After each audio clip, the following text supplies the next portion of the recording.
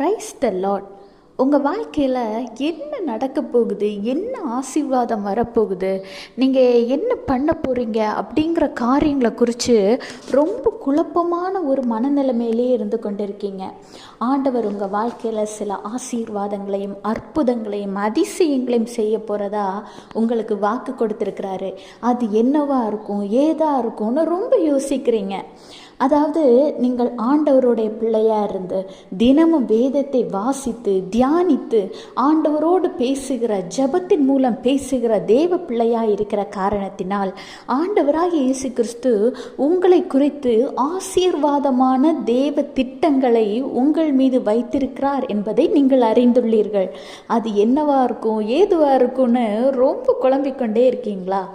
கர்த்தர் சொல்கிறார், பிரசங்கி 3:11, அவர் சகலத்தையும் அதினதின் காலத்திலே நேர்த்தியாக செய்திருக்கிறார், உலகத்தையும் அவர்கள் உள்ளத்திலே வைத்திருக்கிறார். ஆதலால் தேவன் ஆதி முதல் அந்த மட்டும் செய்து வரும் கிரியைகளை மனுஷன் கண்டுபிடியான். ஆமாங்க, ஆண்டவராக இயேசு கிறிஸ்து உங்களை குறித்து வச்சிருக்கிற அந்த தேவ திட்டத்தை உங்களால் அவ்வளோ ஈஸியாக கண்டுபிடிக்க முடியாது. ஏனால் தேவன் வைத்திருக்கிற திட்டம் என்பது மனித சிந்தனையின் படியானது அல்ல. அது தேவ திட்டம், தேவன் சிந்தனையின் படியானது. மனிதனால் நினைத்து எண்ணி பார்க்க கூட முடியாத அளவுக்கான ஆசீர்வாதங்கள் நிறைந்தது. நீங்கள் ஆண்டவருக்குள் இப்பொழுது எப்படி இருக்கிறீர்களோ இதே மாதிரி தொடர்ந்து நிலைத்திருங்கள்.